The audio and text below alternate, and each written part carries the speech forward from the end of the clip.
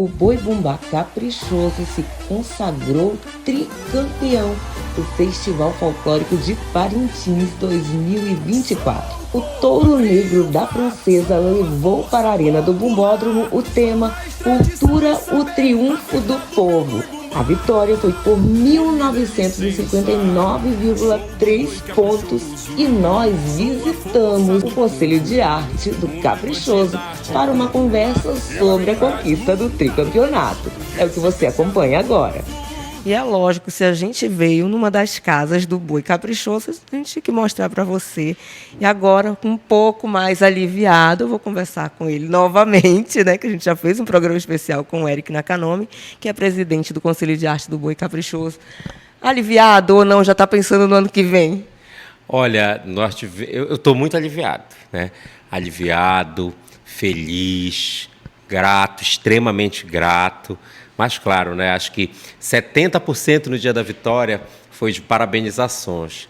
30% já veio aquele abraço pedindo tetra, né? Então, a gente se sente um pouco pressionado, né, na parede. Acho que faz parte do processo de competição do festival, né? Mas, assim, para esses 2 meses que virão, julho e agosto, eu tenho certeza assim, do alívio, né, da sensação de gratidão, de realização, né? Acho que, apesar de todas as questões, né, um tricampeonato são 3 anos. Né? A gente não faz um tricampeonato com um festival, são 3. Apesar de tudo, é gratificante. Então, eu estou leve, muito leve. Eric, a gente está falando de um tricampeonato que veio depois de uma pandemia, né? Então, anteriormente, vocês tinham alcançado o tri em 94, 95 e 96, né? O que isso representa? Será que foi nascer de novo nessa pandemia, que foi tão, vou colocar assim, foi tão um momento de tanta superação para Parintins, pelo que a gente acompanhou? Olha, com certeza. Primeiro porque a pandemia não discutiu apenas uma questão de saúde pública, mas discutiu principalmente o lugar da cultura nas nossas vidas, né? Na vida de quem estava ali assistindo. Tudo acontecia apenas pelos meios de comunicação, e aí veio a discussão, né, sobre arte. Como que aquilo salvou muita gente, né? A saúde mental de muita gente. E foi o momento também de nós podermos ficar sem 2 festivais. E sem esses 2 festivais, nós pudemos olhar a importância, a falta que fez com que a gente pudesse olhar e repensar muitas outras questões, entendeu? E questões principalmente humanas, né? Não muito se fala sobre questão econômica, muito se fala sobre a questão do espetáculo, mas quando a gente viu os nossos tesouros vivos partirem, morrerem, a gente sem poder dizer assim, eu não entrevistei aquela pessoa, eu não sentei para conversar e conseguir assim, colher informações sobre o passado do boi. Então, esse retorno do festival, ele foi um retorno de descanso mental e, ao mesmo tempo, também uma vontade imensa de celebrar, de juntar, a palavra que era mais proibida, né, de aglomerar. O Caprichoso, em especial, se repensou muito nesse período de pandemia, né, e também é como se houvesse um balanço e tivesse ficado quem de fato resistiu. Estou falando assim de permanecer resistindo dentro de um grupo que precisa estar ativo, precisa estar vivo. Agora vamos falar do tema deste ano, né? Cultura, o Triunfo do Povo. Lembrando que vocês destacaram as vozes que estavam caladas, que vêm sendo caladas há muitos anos, e vocês deram vozes a essas pessoas. Como é que foi fazer essa articulação com tantos jovens, não somente jovens, mas com grandes representantes do movimento negro e do movimento indígena no Brasil? Uma coisa acaba trazendo a outra, né? O tri nasce do bi, o bi nasce do campeonato. E esse processo de vitórias do Caprichoso e um processo também lento de construção dessa vitória, principalmente, ele vem acontecendo de maneira tímida e crescente, né? Quando nós convidamos em 2018, foi um momento de retomada, de dizer bem assim, olha, tudo aquilo que está abafado, que às vezes, por muitos momentos, o Caprichoso teve vergonha de dizer, é necessário ser revelado. Um deles, por exemplo, Quilombo da Praça 14, né? Era algo negativo, era algo pejorativo, era uma piada, o caprichoso da Praça 14.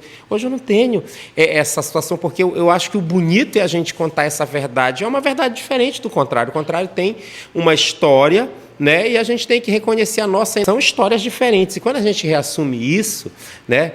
E reassume as nossas histórias e vai reassumir muito mais, a gente começa a ver quanta coisa bonita ainda nós temos guardada. E então, a todo momento, né, falar da nossa cultura, falar da nossa história a partir dos nossos 3 pilares que escolhemos na Arena, né, raízes, tradições e saberes, né, nós não tínhamos como deixar de falar dos protagonistas, dessas raízes, dos protagonistas, dessas tradições e dos protagonistas que fizeram a geração de hoje estar em busca desses saberes, né?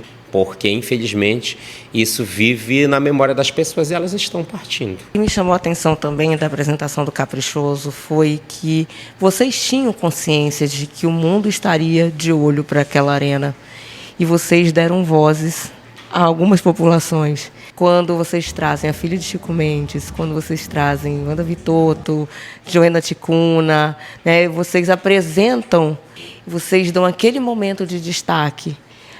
Isso reforça que, de fato, a arte, a cultura é um momento de expressão, manifestação, mobilização. É muito importante.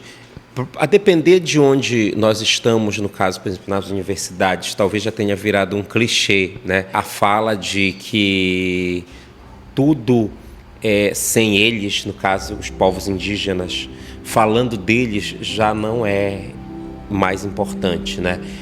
O importante é eles falando sobre eles. Mas, na rua, na massa, isso ainda não é um clichê, isso ainda é um tabu que aos poucos precisa ser quebrado.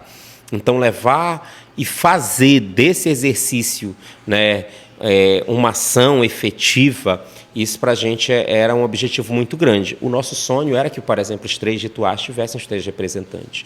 Tivemos o Davi na primeira noite, tivemos o Marubo na segunda noite, não conseguimos contato com ninguém do povo Auaguajá na terceira noite.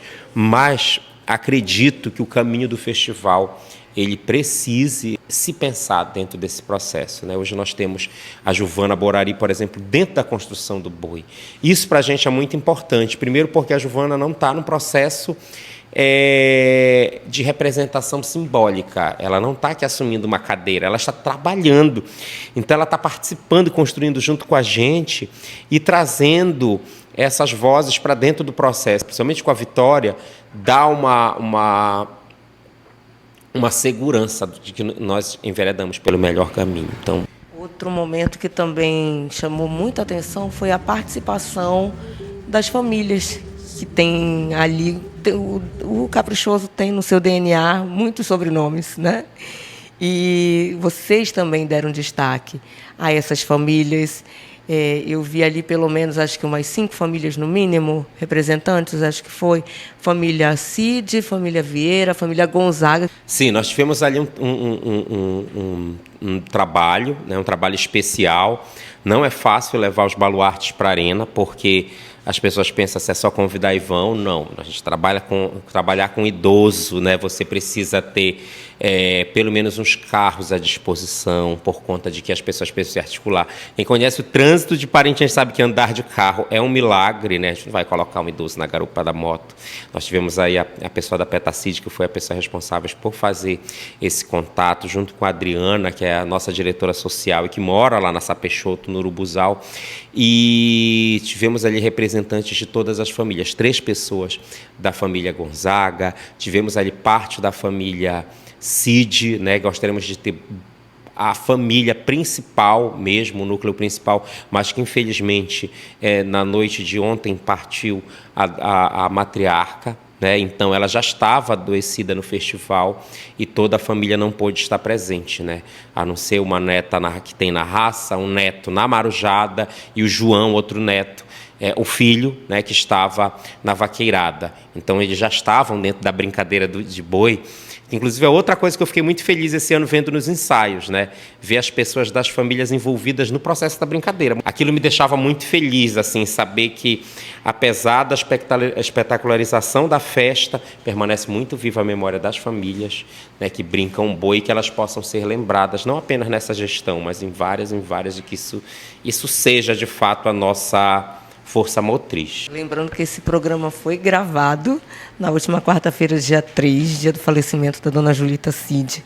E para a gente, da nossa equipe, marcou muito o falecimento da dona Julita, porque no ano passado nós estivemos fazendo um documentário sobre o Festival de Parintins, estivemos nas entranhas das agremiações e fomos buscar também as raízes. E nós estivemos na casa da dona Julita, conhecemos ela. Hoje nós temos uma questão, e que isso precisa, né? Não é apenas o boi, a cultura popular, ela precisa ser salvaguardada não apenas como documento, a gente precisa fazer com que existam mecanismos de sobrevivência delas, né? Quando eu era criança, eu lembro que era muito fácil você pegar uma desmentidura, porque pelo menos no meu bairro tinha 4 a 5 pessoas. Hoje acredito que na cidade inteira não tenham mais pessoas que façam isso. Quando a gente pensa nos cavalinhos, eu conheço 2 mestres apenas que fazem cavalinho nesse padrão de cipó. Daqui a pouco a gente vai estar fazendo ele na escultura de isopor, mas a gente ainda preserva. Então tem muita coisa que precisa ser discutido, não ações que registrem livros, mas que possam ser potencializadas no sentido de fazer com que não percam essas tradições que guardam assim memórias e saberes muito importantes da cidade, né?